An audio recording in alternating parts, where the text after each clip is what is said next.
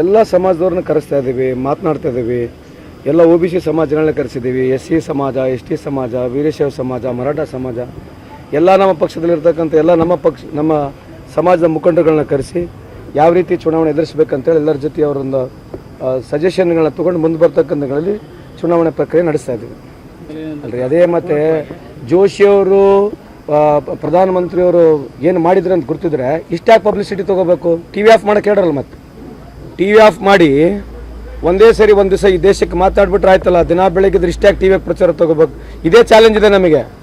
ಏನೋ ಪ್ರಹ್ಲಾದ್ ಜೋಶಿ ಅವರು ಏನು ಹೇಳ್ತಾ ಇದ್ದಾರೆ, ಚರ್ಚೆಗೂ ಬರಲಿಲ್ಲ, ಕೇಳಿದ ಪ್ರಶ್ನೆಗೆ ಯಾವ ಉತ್ತರನೂ ಕೊಡಲಿಲ್ಲ, ನಮ್ಮ ಮೇಲೆ ಸುಳ್ಳು ಹೇಳೋದಕ್ಕಿಂತ ಜಾಸ್ತಿ ಯಾಕೆ ಮತ್ತೆ ಇಷ್ಟಾಗಿ ಪ್ರಚಾರ ಬೇಕಂತ ಪ್ರಧಾನಮಂತ್ರಿ ಅವರಿಗೆ? ಕೆಲಸ ಮಾಡಿದ್ರೆ ಜನ ಓಟ್ ಹಾಕ್ತಾರೆ ಬಿಡ್ರಿ, ಮನೆಗಿರಲ್ಲ. ಮತ್ತೆ ಮನೆಗಿದ್ದು ಓಟ್ ಕೇಳ್ಬೋದಲ್ಲ. 4 ಲಕ್ಷ ಓಟ್ನ ಗೆಲ್ತೀವಿ ಅಂತ ಹೇಳಿಲ್ಲ ಅವರು. ಯಾರು ಹೇಳಿದ್ದು? ಪ್ರಹ್ಲಾದ್ ಜೋಶಿ ಸಾಹೇಬ್ರು ಕೆಲಸ ಮಾಡಿ, ಹಂಗಾಗಿ ಮೋದಿ ಸಾಹೇಬ್ರೆಲ್ಲ ಮನೆಗೆ ಕೆಲಸ ಮಾಡಿಬಿಟ್ಟಿದ್ರೆ ಮತ್ತು ಮನೆಗೆ ಕೂತ್ಕೊಂಡು ಓಟ್ ಕೇಳ್ಬೇಕು. ಇಷ್ಟಾಗಿ ಪಬ್ಲಿಸಿಟಿ ಮಾಡ್ಕೊಂತಿರ್ಬೇಕು ದಿನ ಬೆಳಿಗ್ಗೆ ಇದ್ರೆ. 10 ನಿಮಿಷಕ್ಕೆ ಒಂದೊಂದು ಆ್ಯಡ್ಗಳು.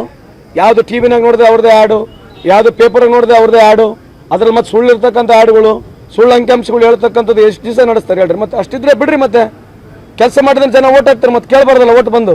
ಇಷ್ಟಾಗಿ ಕೇಳ್ಬೇಕು ಮತ್ತೆ ಅಲ್ರಿ. ಅದು ಇಂಪಾರ್ಟೆಂಟ್. ಈಗ ಕಳೆದ 10 ವರ್ಷ ಆಗೈತೆ ಏನು ಹೇಳ್ರಿ? ಲೋಕಸಭೆ ಚುನಾವಣೆ ಆದ್ಮೇಲೆ ಏನಾಗತ್ತೆ ಅದೆಲ್ಲ ಬೇಡ. 10 ವರ್ಷ ಏನು ಮಾಡಿರಿ ಹೇಳ್ರಿ? ನಾವೇನು ಬೇಸಿಕ್ ರೇಟನ್ನು ಕೇಳ್ತಾ ಇದ್ದೀವಿ, ಮೂಲಭೂತ ಸೌಕರ್ಯಗಳು ಈ ದೇಶದ ಜನಕ್ಕೆ ಏನು ಮಾಡಿದಿರಿ? ಎಷ್ಟು ಮನೆಗಳು ಆ ಮನೆಗಳು ಸುಳ್ಳು ಹೇಳ್ತಾರೆ. ನಿರ್ಮಲಾ ಸೀತಾರಾಮರವರು ಪಾರ್ಲಿಮೆಂಟ್ನಲ್ಲಿ 3 ಕೋಟಿ ಅಂತ ಹೇಳ್ತಾರೆ. ತಕ್ಷಣ 2ನೇ ದಿವಸ ಪ್ರಧಾನಮಂತ್ರಿ ಅವರು 4 ಕೋಟಿ ಅಂತ ಹೇಳ್ತಾರೆ ಒಂದೇ ದಿನಕ್ಕೆ.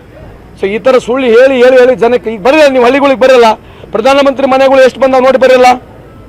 ಈಗ ನೀವು ಇಲ್ಲಿದ್ರೆ ತಾನೇ ಪ್ರಶ್ನವರು ಜೋಶಿ ಅವ್ರಿಗೆ ಕೇಳ್ರಿ, ಬಂದು ತೋರಿಸ್ರಿ. ಪ್ರಧಾನಮಂತ್ರಿ ಅವ್ರ ಮನೆಗಳು ಎಲ್ಲೆಲ್ಲ ಬಂದಾವ, ಯಾವ ಹಳ್ಳಿಗಳಿಗೆ ಬಂದಾವ ತೋರಿಸ್ಬೇಕಲ್ಲ. ಯಾಕೆ ತೋರಿಸ್ಬಾರ್ದು? ಬಂದು ತೋರಿಸ್ಬೇಕಲ್ವಾ? ಯಾಕೆ ತೋರಿಸ್ಬಾರ್ದು? ಮತ್ತೆ ರೀ ಅವ್ರಿ 2G ಸ್ಕ್ಯಾಮ್ 3G ಸ್ಕ್ಯಾಮ್ ಮಾಡಕ್ಕೆ ಅವ್ರಿಗೇನಂದ್ರಿ? ಅವ್ರಿಗೇನೋ ನೈತಿಕತೆ ಏನ್ರಿ? ಬದಲು ಈ ದೇಶದಲ್ಲಿ ಏನು ಈ PM ರಿಲೀಫ್ ಫಂಡ್ ತೊಗೊಂಡಿದಾರ ದುಡ್ಡು, ಆ ದುಡ್ಡನ್ನ ಮಾಹಿತಿ ಕೊಡಕ್ಕೆ ಕೇಳಿ. ಎಲೆಕ್ಟ್ರಲ್ ಬಾಂಡ್ ಬಗ್ಗೆ ಮಾತನಾಡಕ್ಕೆ ಕೇಳ್ರಿ. ಕೋಲ್ ಸ್ಕ್ಯಾಮ್ ಬಗ್ಗೆ ಮಾತನಾಡಕ್ಕೆ ಕೇಳ್ರಿ.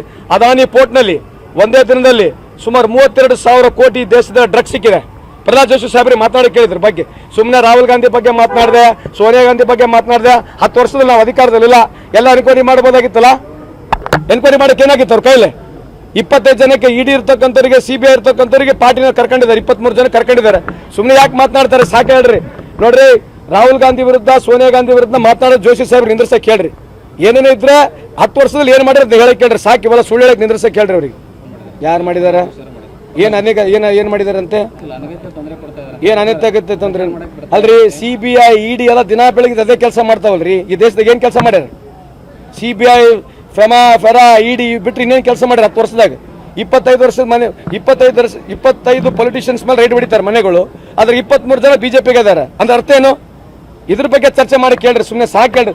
ಸುಳ್ಳು ಹೇಳೋದು ಪ್ರಹ್ಲಾದ್ ಜೋಶಿ ಅವ್ರದ್ದು, BJP ಅವ್ರದ್ದು ಇದೊಂದು ಬೈಪಾಠ ಆಗ್ಬಿಟ್ಟಿದೆ. ಸುಳ್ಳನ್ನ 10 ಸಲ ಹೇಳಿ ಜನಕ್ಕೆ ನಿಜ ಮಾಡ್ತಕ್ಕಂಥದ್ದು ಬಿಟ್ರೆ ಇನ್ನೇನಿಲ್ಲ. ಕೋವಿಡ್ ವಿಷಯದಲ್ಲಿ ಎಲ್ಲ ಮಾತನಾಡ್ತಿದ್ದೆ.